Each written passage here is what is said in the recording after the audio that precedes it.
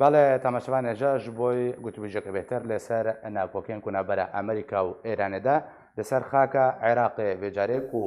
داوین پێشبەچوون شەڕوپەچوون نابەراواندا چێبوون ئەمریکایریشی بنگەهێن سەر حەزە شابی بەکردە و ئێرانیژی بەرسفدایە مێبەمەنداریە ڕۆژنامەنویس عەبدوڕەزاق عەلی کردە بڕێز عەبدوڕەزاق بخێر هاتی بەری حموود شتێکی بەرێک و دەرباسی ناکۆکی نەبە ئەمریکا و ئێرانێ لەسەر خاکە عێراقی بخوازم باوایکی گشتی سەر ڕەوشە عێراقیژی بەئاخبێ حتا کەنگی هەڵبژاردنە سەرۆک وەزیرە عێراقی وێ درێژ بکێ حتا چرادێکی دەستی ئەمریکا و ئێرانێ هەڵبژاردنە سەرۆک وەزیرن عێراقی دەهەیە بژبەر چێ بەبیرەنگی ڕەوشە عێراقی ئالۆز بۆ تێک چۆن کارن بێش زۆر سپاس ئێوارەی جناب و بینێرم بەڕێز باش گەلک سپاس بەتەکید ئەمریکا و ئێران هەردووچیان دوو دەوڵەتی کاریگەرن لە عێراق و تەسیراتیوان هەیە و نەبە شاردیە ینی شاردراوە ئەوە ئێران بەڵام من تەسەورەکەم ئێران نفوزی زۆرترە بە حکومەوەی بنکە جەماوەریەکە و مەسەلەی مەزهەبی و ئەو هێزانەی حەشتی شعبی هێزە سیاسەکانی کە لە بین و کەوانەڵێن کە شیعین ئەوانە زۆریان لە ئێران نزیک و شتێکی شاراوە نییە لەبەرەوە تەسەورەکەم دەوری ئێران زۆرترە ئەگەرچی نفوزی ئەمریکاش لە 2023 وەکوەزانین نفوزی کەم تا زۆر هەیە بە پێی زروفی عێراق ئەو نفوزی ئەمریکا زۆرە بێ یا کەمە بێتەوە بەڵام و تەفاهمێکی نامعلەنیش لە نێوانی ئەمریکا و ئێران هەیە جنا هەموو حکوومەتەکانی کە لە 2023 تا ئێستا هاتوون بەتەکید موافقەتی ئێران و ئەمریکای پێکەوە لەسەر بۆ ئەژنا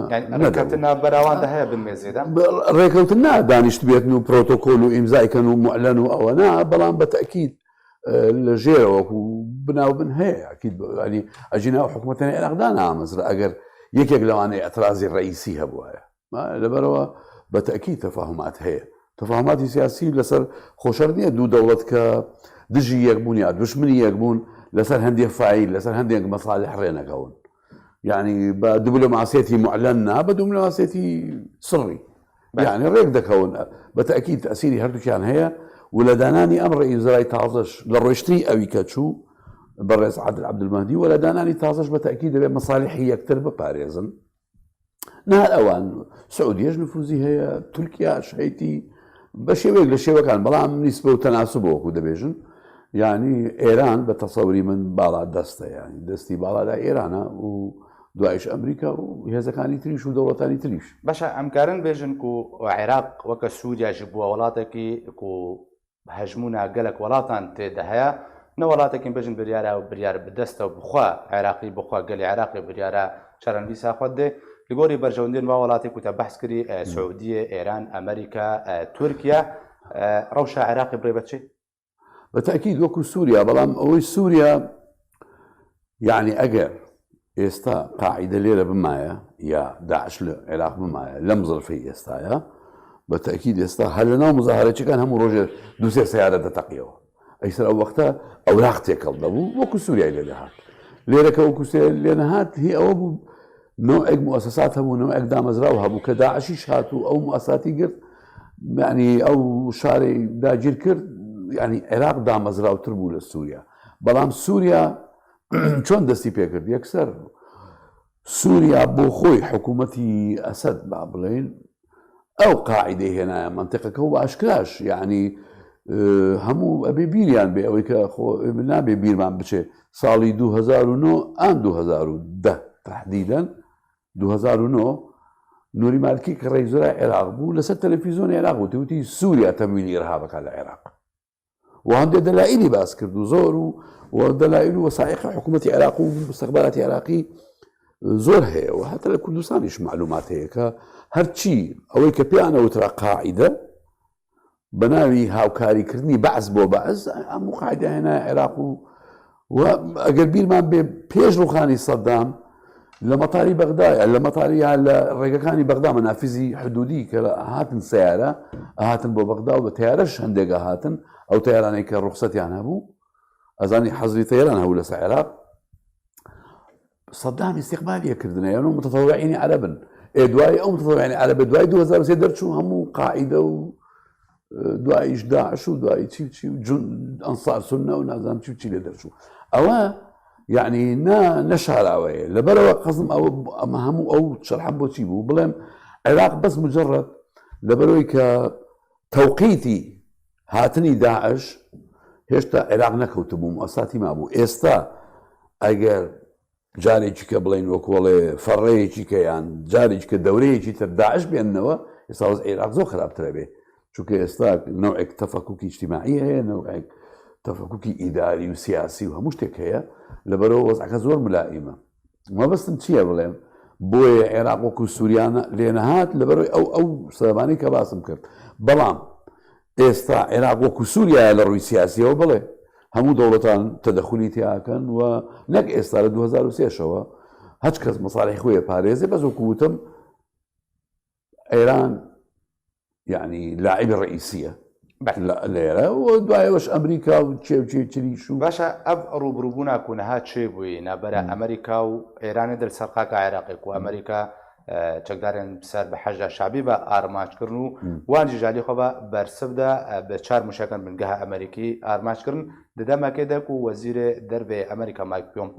پۆمپیۆ گەهشتی عێراق هێست بسەردانەکێ ڕۆژە یەکشەمێ ئەv چ شرۆڤەژێرە تێکردن و ئەگەر هەیەک و بهتر پێش بە بچن ڕووبڕووبوونەکە بهتر نەبەرە ئەمریکا و ڕووە ئەیرانێدا چێ بێ ئێران دەخوازێت چێ بێ ئێستا شەرح دەکەم بۆچی بەڵام ڕەنگە لە ساڵحی ئەمریکانەوێ هەندێک زروفەیەکە لە ساڵحی ئەو مواجهەیە ناو عێراق لە ساڵحی ئەمریکانیە جارێ یەکەم بە تەجربەی چەند ساڵی ڕابردوو دەرکەوت کە ئیستیقرار لە عێراق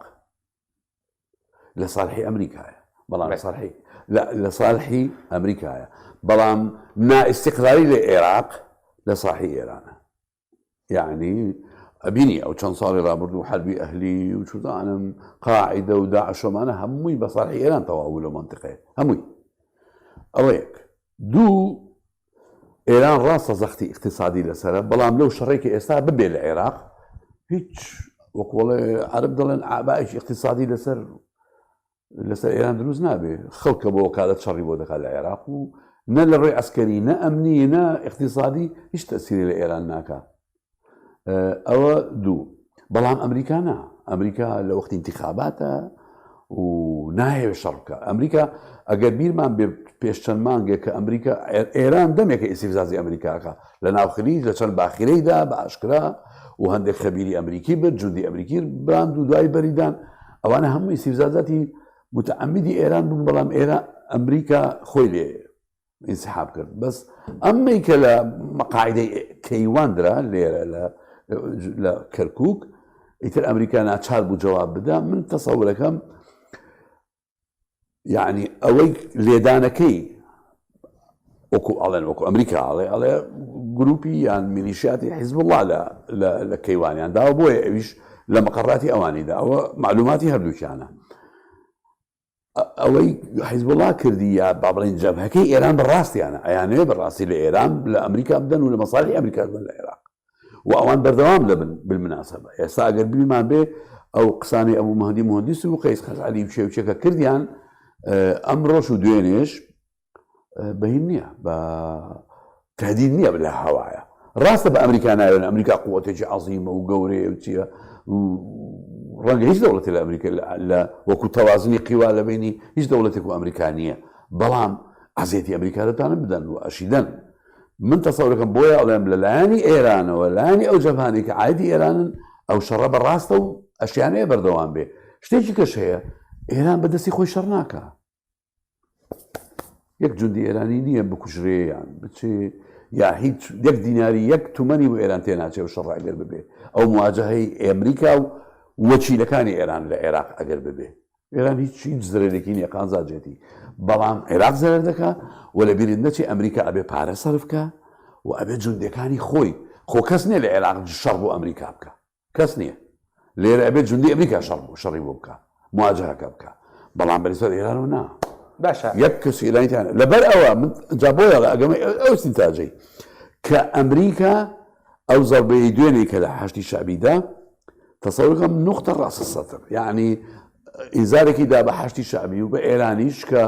ئەگەر ئێوە فعن عدتم عدنا بەڵام ئەمریکا مبادر نابێ باش لەبەر زەرێتی وەکو ئەو ئەمریکا باس بکە زەرێتی بەڵام ئێران من پێم وایە حشتی شعبی ئەو تهدیدانی ئەو مادی مهندی سۆمانە بەڕاستیانە و پەلاماری جارێکی کەش لە ئێران لە مەساڵحی ئەمریکا و لە قوواتی ئەمریکی لە عێراق دێتەوە ئەگەر ئەب معادلە ئەب هەفکێش ئەم یا عێراقی ببنە سووریا لە سووریا ژە هێزن ئەمریکی هەنا و چەکدارن سەر بە ئێرانی بەجی هەنا ئێران وەکیلی وێر سوێرەجی هەنا ئەمریکاژی هێزن قەسەدێ بە شەڕبانی خۆ دێناسکردن و کوش دێ لە ئەمریکا شەڕێ داعشێ کردە هەتاوەکەنها هەژمونە ئێرانێ سووریەدا ڕۆژ ڕۆژ بەرە بکەم بوونێ بەچێ ئەمکار بژن ئەیران دخوازێت تۆلبەدانێکی ژە ئەمریکا بکەش بەرک و سووریادا ڕەوشاوی نەهشتێ و ئەگەر ئەف هەفکەش ئەم بەگو هازنە سووریێ کیژە جوای بێتر سەرکەتی بێ ئەمریکایان رووسیا با دوو ملاحظە من ملاحظە یەکە من پێم وانە ڕەنگە متفق لەم لەگەڵ جەنابەت کە ئەڵێ نفوزی ئێرانی لە سووریا پاش بەدچێ پێم وانێ نەخێر بەشار ئەسەد دەبێنێتەوە بەشار ئەسەد لە یەکێکە لە عقتابی معسکەری ئێرانی لەم منتیقەیە بەرەوە هەرمانەوەی بەشار ئەسەد بۆ خۆی ینی سەرکەوتنی مەشروعی ئێرانی لەم منتیقەیە ئەوەیە دوو سەبارەت بەوەی کە ئایا ئەمەی ئێرە چەند بگوازە بزبت هەموو بەڵام ئەمریکا ئەو هێزەی کە لە عێراقیەتی لە سووریانەی ماوە و ئەو نیسبەتی ینی مەساحی ئاخی کە لە سووریا بەدەستێتی زۆر کەمە لە چاو ئەوەی کە لە عێراق هەیەی بەڵام عاملێکی کە لە ساحی ئەمریکا لێرە ئەو هێزانەی کە مؤەیدی ئەمریکان لە عێراقا زۆرترن لە بینێتی حتا لەناو هێزی شیعەیە هێز هەیە کە نایشارێتەوە لە میحوەری ئێرانی نییە یان بە شێوەیەک لە شێوەکان زۆر متەجاویز وەکوڵێ متەلائم نییە لەگەڵ ئێرانە زۆر ڕێگنی لەگەڵ ئێرانە ئەمە ڕەنگە لە ساحی ئەمریکا بێ بەڵام بیرمان نەچێت شتێکی کە لە سواری پێش و باسمان نەکردەوەیە خۆ ئەم شەڕ و مواجهەی بینی ئێران و ئەمریکا خۆ عێراق یەکەم جار نییە باشە چەند ساڵە خۆ لە ئەمریکا لە سووریاش بەردەوامە بە شێوەیەکی تر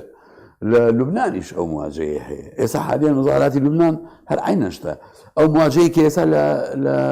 ئەو شەڕ و هەرایی کە چەند ساڵ لە یەمەن هەیە ئەوش بە نێوعێکی کە و بە سوورەتێکی کە عینەشتن لە بەحرین عینەشتە لەبەرەوە ئەم منتیقەی هەمووی تقریبا خەریکە ئەبێتە ساحەی مواجهەی ئێرانی ئەمریکی بەڵام تا ئێستا ئێران پاشەکشەی نەکردووە باش ینی ئەوە حقیقەتە لەسەر ئەرزوا پێ مەسەن لە فەڵەستین غەزە هەروەکو خۆیەتی بۆ جەماعەتی ئێرانە لە لوبنانە حکوومەت و ڕێوزەرا و ڕێژمهوری هەمووی بەدەستی ئێرانە لە سووریا و بەشار ئەسەد ینی مەشروعی دەولی هەیە بۆ هێشتنەوەی مایەوە لە یەمەن ئەوە 3 ساڵ 4 ساڵە ئەو مەشروع ئەو عملیەکە پێوترێ حەزم بەردەوامە و ڕاستە هەندێک لێرە و لەوێ هەندێک سەرکەوتن هەیە بەڵام وەکو خۆیەتی ئێران هەر سەنعای بەدەستە و حکمی ئێران حکمی یەمەنەکات و چزان لە یەمەنی لە بەحرینش کە دەوڵەتێکی بچووکی ناوچەکەی بەڵام زۆر لە کۆنەوە زۆر مؤثیر بووە ئێستا و کۆڵێ بە تەوازن بە هێزی خلیج ڕاگیراوە ئەجینا ئەوەش ئەکەوێتە بەرهێرش و لە عێراقیش یعنی ئەم مواجهەی عێراق وابزان پێنجەمە یا شەشەم دەوڵەتە کە مواجهەی بینی ئەمریکا و ئێرانیتیایە لە هیچ شوێنێکیش ئەمریکا نەیتوانیوە ئەوەی کە لە عەرەبی پێوترێن نەسر الحاسم بەدەست بێنێ باشە گەلێک سپاس ji بۆیە ئەبرێز عەبدوڕەزاق عەلی ڕۆژنامەبانێ کورد گولگەلمە بووی گەلێک سپاس